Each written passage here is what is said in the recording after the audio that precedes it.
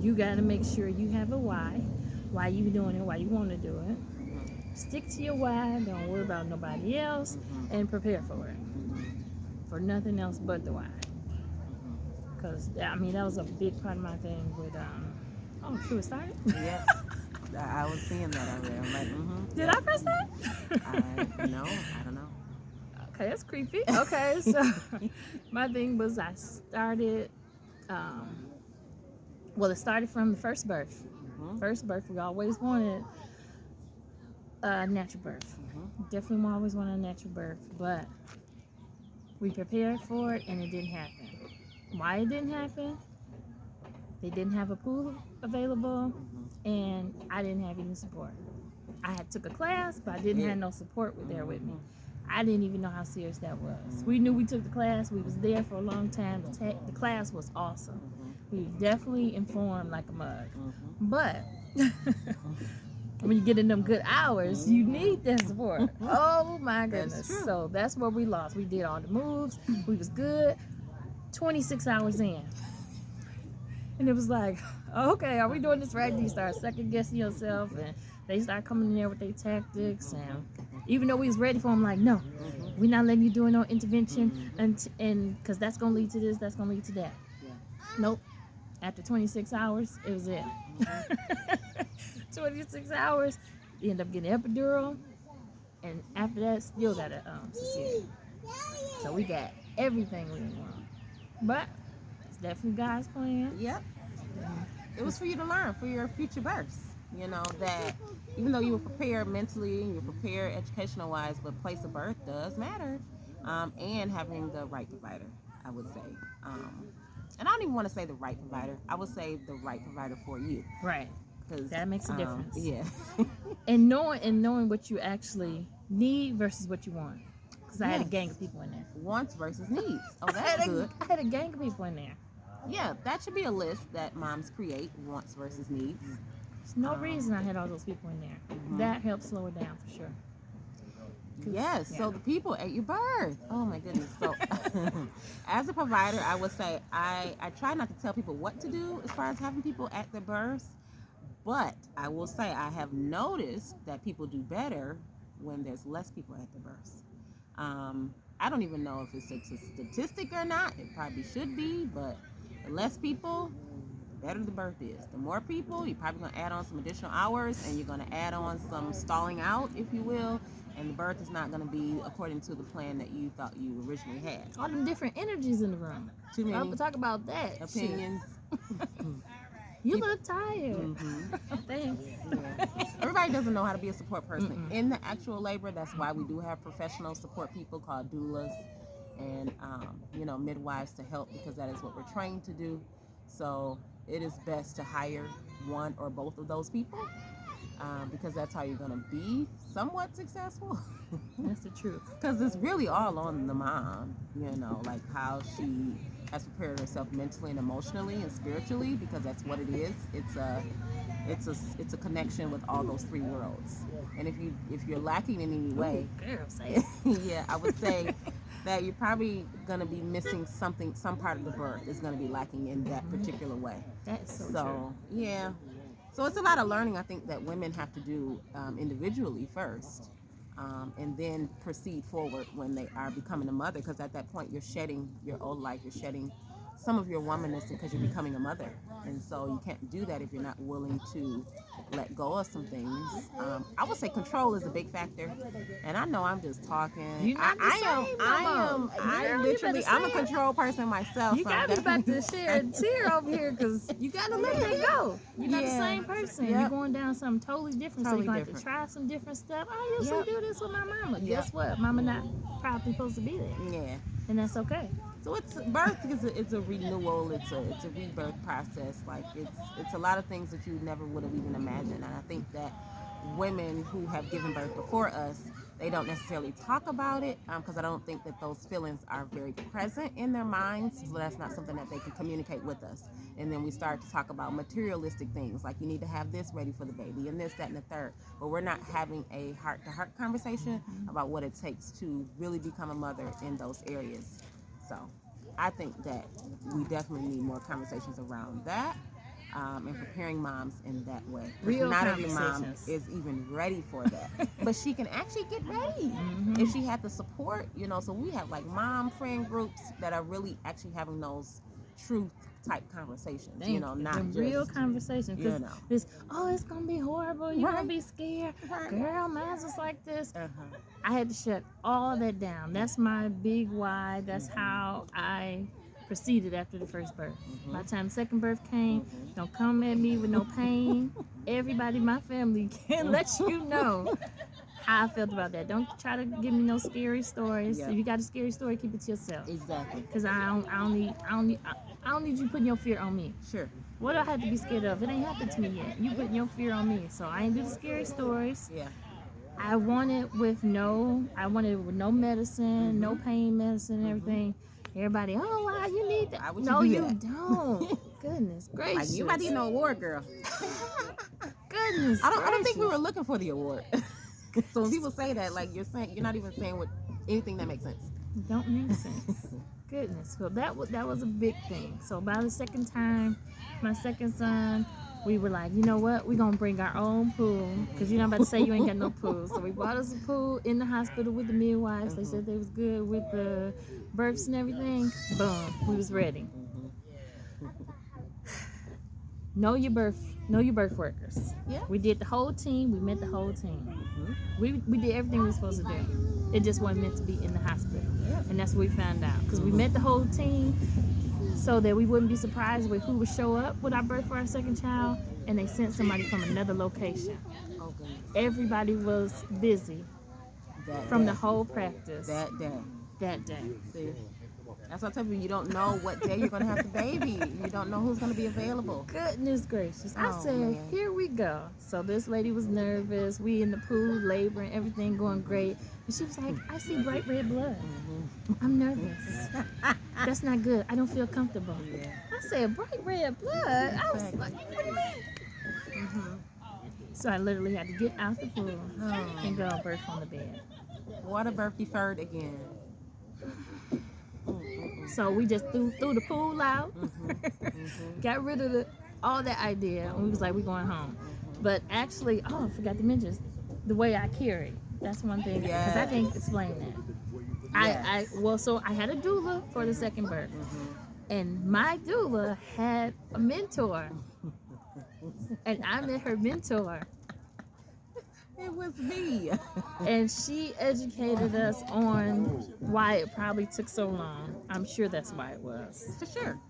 So there are some muscles that hold our uteruses together, our stomach muscles. And so sometimes there's separation with each pregnancy that can happen. And so the separation can become greater and greater and can get weaker and weaker. And so it doesn't allow you that strength to be able to push the baby down and out. Also, it allows you to carry the baby in front of you in more of a pointy type belly. Instead of those round bellies, you'll get a pointy belly because there's no stomach muscles. Picture inserted.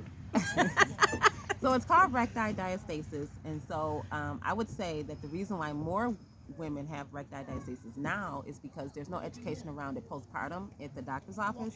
So when you go to your doctor, like there's no measurement to say, oh, like your recti diastasis is about 2 centimeters or 3 centimeters, and this is how you repair it, or this is how you do exercises to make it better. And so then you have a mom who wants more children. She's going to put another pregnancy on top of that. It's going to make that recti diastasis even worse. And so now we've got, after her second baby, well, actually her second baby was pretty bad.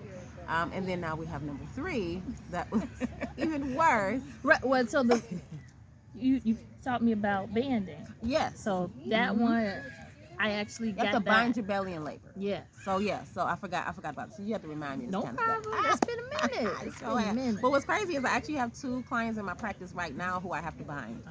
Yes, because I know I sound crazy, but anyway, so when you're in labor, to make those contractions more effective and where you can actually push down, because what's going to happen is you're going to have contraction after contraction, but you really don't have like that urge to push, or the baby's not going to necessarily descend like it should. So what you need to do is put some type of support around it. So I use a cloth. It can be a sheet.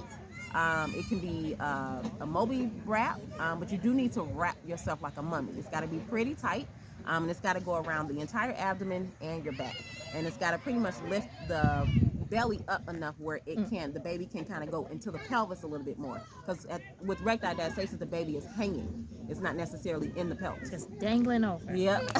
So anyway, once you do the support, you could actually labor a lot better. Huge with difference. Goodness gracious. I'm waiting, what? Yes, it does help tremendously. So it You didn't even know that. You had the whole midwife team in there going off your notes. Yeah. Because that's what they were in there doing. They were in there trying to tie me up, and they tied me up. And that's the only way that I actually came in labor after I got out the tub. They kept on doing that. Okay. So after that, I was like, okay, and she over here teaching the doctors? What am I in this hospital for? Yeah. So the third one, ain't even contact no doctor for what? I contacted. I was a student. I was a student midwife at the time. I didn't care. I said, where you working? Exactly. I'm coming there. I don't care. She did. She was very adamant about it. What's crazy I'm busy. is, I'm busy. I'm no, good. we were supposed to go on vacation. On vacation. On her due date. We always took vacations in July and August, and she was due in August. And I told her we were going to be on vacation. I gave her other midwife's name. She was like, excuse me, do you have a problem with me? I just want to know. Come on, we need to make this happen. And anyway, long story short, I convinced my primary midwife that I was working for under supervision. I let her know that this was a really special person and special client that I wanted to service. And so she agreed that we could take her on. And so we did. So what we did was I was able to do a lot of prenatal care with Sharita and her family without supervision. And then we did some visits with supervision. And then the birth kind of happened. So the birth that was supposed to be with the midwife, this is my part. This is my part to tell. Yeah, so, your part. Oh my goodness. The care that I received was phenomenal. Phenomenal from this so-called doula. Okay. I said, I don't really need her to come back. I know you got a supervisor, but I don't really need her to come back. Yeah. You've been doing everything. I already know you from the last birth. I need us to just rock this out. She's like, no, well, she'll be here because, you know, if she's here, that's what she's supposed to do. I said, well, I'm going to just hope she's not here. And what happened? She was out of town. The universe worked with Sharita. Oh, my goodness. And gave her what she wanted. Oh, my goodness. That was perfect. Started laboring and everything. Oh, it kind of stalled a little bit. It did. You went to go get me some cow mag. Yep. Calcium, magnesium. Yep. Because we were gonna shut this labor down. You know, why be laboring if it's not for real? Sharita was like, "You're not leaving me." I said, "We about to do this. Right. I feel it. It's coming. It's coming." I'm She's like, "Girl." She's like, "It's okay. Like you got the virgin. It's all right. We got the pool. Everything's set up. We can just switch out the water." I'm like, "It's time right now." She's like, "Okay, well, I'm gonna go get this." Yep. Came in the door with it in her hand. Yep. What happened? I went to the kitchen. I was literally in the kitchen, literally getting ready to open this bottle. I never even opened the bottle because she had a contraction that was so strong that it made me come back to the living room to see her. Like, I gave her a side eye, like, what type of contraction is that? And literally, that's when her water broke, mucus plug, everything was ready to go. She called up to her husband, like, get down here and fill this pool up right now. In minutes. She was not playing. I never seen a pool get filled that fast because it takes pools at least an hour to get filled. No that pool was filled in at least 30 minutes, I would imagine. He going upstairs, he breaking out hoses, he get it. And in the meantime, remind you, I'm still a student. I'm a student midwife at the time. I'm supposed to be calling for help. Help is not even really available to me because one midwife is at the park with her kids. Another midwife is like, where you at? And that because we were far away where she lived at the time. She didn't know where it was. And so she wasn't really trying to come. And I'm like, I literally came with the phone. And I'm like, yeah, Sharita, I don't have any help. She's like, girl, you can do this yourself. She keep telling me, she keep bugging me, telling me about how she's supposed to be doing this. I'm looking like, girl, we're not going by that. Right. So she was, so then I'm like, okay, well then I guess we doing this together then. And that was my first experience. And so I have some take back on some learning lessons that I definitely will share in a little bit, but I want Sharita to tell her part because it's very cool how this it was kind of beautiful. Everything, you can't ask me because everything was perfect. Y'all about to get me off. everything was perfect.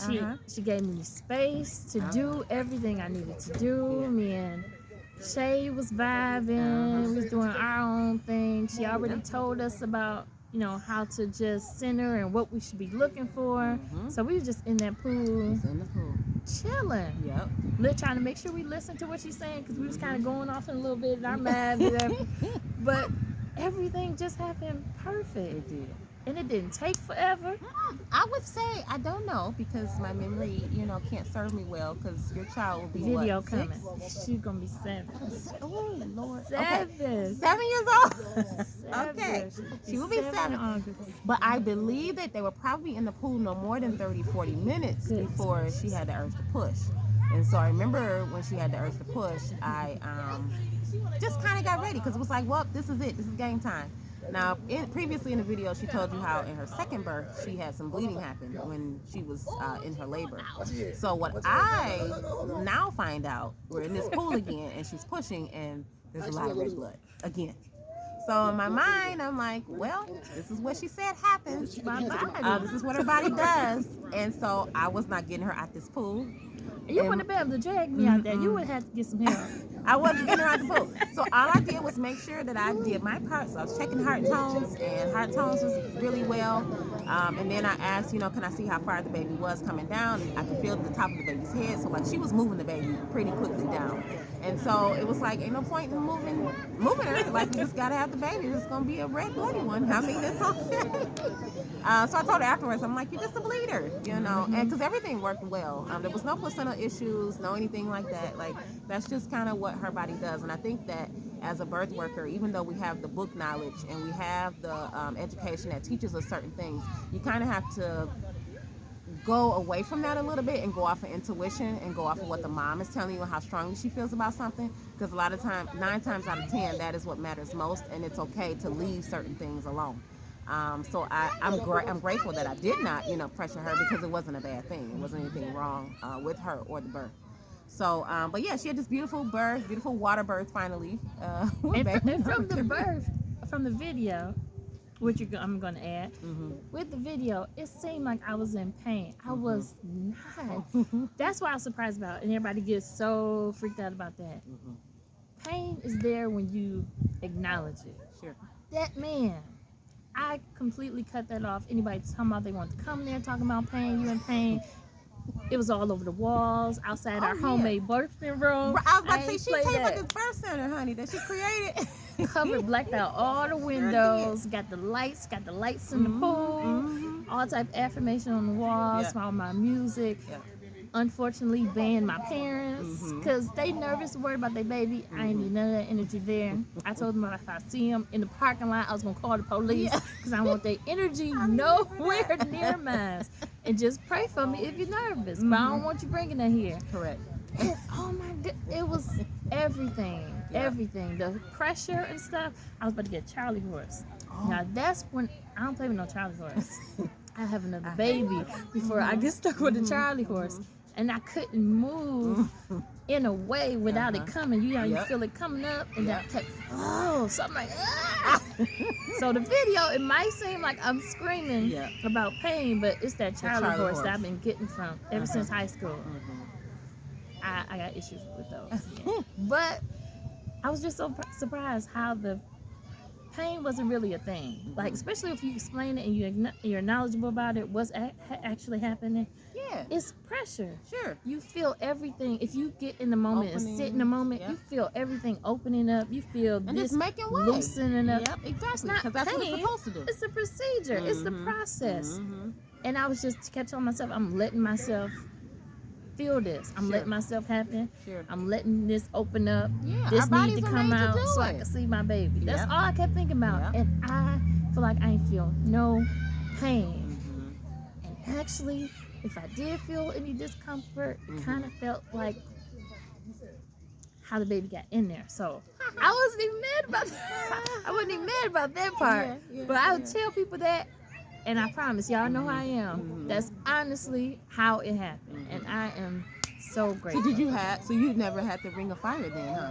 I had that, but it was okay. Okay. It was like, and it wasn't long. It came and it was like, whoo, that's what they talking about. But it was And just, then it goes but then away. you got Shay rubbing and all this stuff, and then you feel all this love and this texture. So it wasn't like, but I felt it. I acknowledged it. I already knew what it was. Now, if anybody tell me what it was, whoo, I might have jumped out the water. But talk about having that love and support from your husband, because I think that people don't realize how valuable or invaluable that support is when you're feeling like that oxytocin from your man. Goodness gracious. What's that? Better get sick of me. Right. You know how I talk about this man. Everybody already know about him, but he show up like that already in life. So right then, it was already expected. You know, I was ready for it. Sure. But definitely when you're in those moments that you've never been before, oh my goodness, it just added so much more. Yeah. It just added. Every time I felt like that one ain't bring the baby out. It's like he right there. So it's like, why you act like you doing this by yourself? Exactly. We good. We right here. It's gonna be the next one probably. If not, it's gonna be the one after that. Yeah. So it's like, it's just this. At one point in the video, she was like, okay, is the baby okay? We over there like, in our moment, like, yeah. But we have no more babies. We have no more babies. That's all that we have planned to do. I mean, it's not our plan, but Sure. our plan is we don't have no more babies. But that moment, oh my goodness. After we did that together, we was just right there like, they were in awe. She was like, little baby. I need to know. I need you to. I need you. She like, excuse me. Yeah. I need you. That was I hilarious. did, you know, because imagine you're a nervous student. You know, you just want to do everything correctly, and I just want to go let that happen under my watch. And I got you. So there was, I will say, I'm probably gonna cringe when I see the video. Even though you come about this nervous student, in my mind, I wasn't accepting nothing less. Yeah. And you wasn't no student in my mind. Because I know. already knew the experience and the knowledge you had. Because first of all, we talked to you. We talked to you multiple times. Multiple times. I mean, we had whole full prenatal care. Like, no, I mean, even before that. Just knowing you're right, because I knew from a previous pregnancy. Just knowing where you were and how seriously you took the information and knowledge. That's true. First off. That is true. So after that, it's like, why this girl keep telling me she a student? I know. Whatever. I'm an old soul, so I probably humble. I been appreciate doing this that, a long time, but in my mind back then, I was, you know, this little old student that was still learning. But you know, I learned a lot from that birth. I would tell you that's the birth that shaped me into being the midwife that I am today. So I definitely appreciate the support that I got from Sharita and her family, because there's no way I would have been as confident as I am now. I would say I ran into one of the aunts that saw me at her niece's birth, and she was like, the confidence that you have, like, where did you get that from? And it's like, it came along the way. And definitely this was one of the births that made me that way, because I'm like, oh, like, I don't need anybody telling me what to do. Like, I can focus on intuition and the knowledge that I already had, like, to move the birth from step 1, step 2, step 3. I remember doing, so I'm gonna go back a little bit. I had to do a vaginal exam because one of the midwives was like, well, how far along is she dilated? I hadn't even done vaginal exams. Okay, so here we are. I'm exploring the vagina. I know this might be too much, but I'm like, I don't feel anything. So they're like, well, then she's probably not dilated then. And then now what I know now, I probably wasn't far up enough, but whatever. At that point, it was, she's not dilated, so which means she's not in labor. So I was told to go and get this liquid calcium magnesium to kind of make the contractions kind of subside so that she can get a nap, and we would do this labor when it was really active labor. She wasn't having that at all, because in her mind she knew that this was real labor. I could feel it. And I so just knew it. I was just unsure, because I'm like, I'm just doing what the other midwives are telling me. And then once she was like, listen, you got this, and I just was like, I made up in my mind I wasn't calling no other midwife anymore, then we had it. But that was kind of late in the game. That's once we were already in the pool and everything. But before that, I was listening to other people. But we binded. I mean, we were doing some labor technique stuff. We were doing all the things. But she's a person that dilates later in pregnancy, and that's another thing too. Like, you have these markers. Crazy how she remembered this. Yeah. For 7 years. Yes. You were suffering from imposter syndrome. You're like, I'm this student. Yeah. Looking like, girl. And that's another thing. Like, people could be like, the reason why she had her first birth, how it went so long, and she had a cesarean. You know, people didn't really know how her body labored, and so she's not going to dilate to the absolute end. And so if she was stalling out or whatever happened with her first birth, or they were thinking she wasn't dilating at the right time, she was never going to, because that's not how her body works. And so, but she didn't learn this until child number 2 and 3. And so it's crazy, you know, that you have to learn these lessons after the fact. But the lessons she learned from from birth 1 and 2 got her to her successful home birth for 3. So yeah, so I mean, it worked itself out. But I kind of took her birth stories that she had previously and kind of put them together, so I knew what not to be you know, focused on or harping on, like, oh, well, if you're not dilated, you're not in labor. That's not the case for her.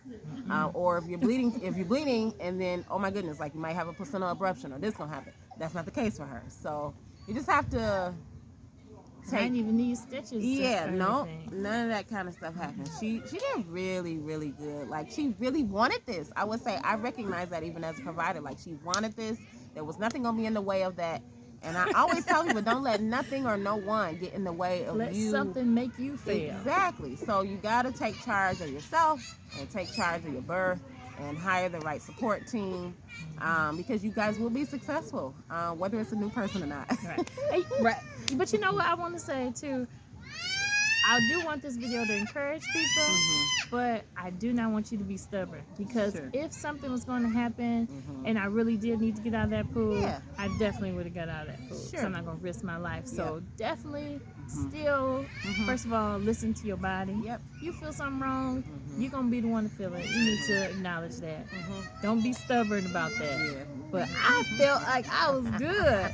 I couldn't wait. My little thing. I was like, I want to touch her head before it come out. I went and touched her head. I went, oh my gosh! I was like, here it comes, here it comes. That you did. I forgot about that. And I touched her head down like, I touched your head first before I see. That is so true. Yeah, it was a wonderful experience. It really was. It really was. And I've been in contact with this family ever since. Don't even know how far it's been. Uh-oh. Come on. Come here. Perfect timing. Can you say hi? My little water baby. Say hi. Yeah. And she's here. She's exploring the world. And love water. She affectionately called herself Water Baby now. Do she? Nice. So I love the water. I was born in the water. Oh, okay. Because you better let them know. All right? That's what I love about the home birth babies. Let them know where you was born at, okay? Because can't nobody take that from you. I was born at home. I was born in the water. Like, I wasn't born with all of this chaos, mess. Like, I was born in love. Like, oh my goodness. Yes, it was. With nothing but love in there. Yeah. And one extra person. But the fact that that's what I wanted to mention. Last thing. You talking about how you wanted to didn't want to lose control and make sure you're in charge of the situation. Honey, the way she controlled the situation with the people she had, it was like she did it before. I know. Oh my God. I need this. We're going to do this. Okay, we're doing this. She gave me permission to do it. I went with it. You sure did. I said, now here we go. Here we go. What's that? Do I hear water? Yeah. What was that? Okay, I'm just checking because blah, blah, blah, blah, blah, blah. Still trying to be cordial. Yeah. I love every moment of it. Yay. Love Sharita. Stay tuned for the video. Bye.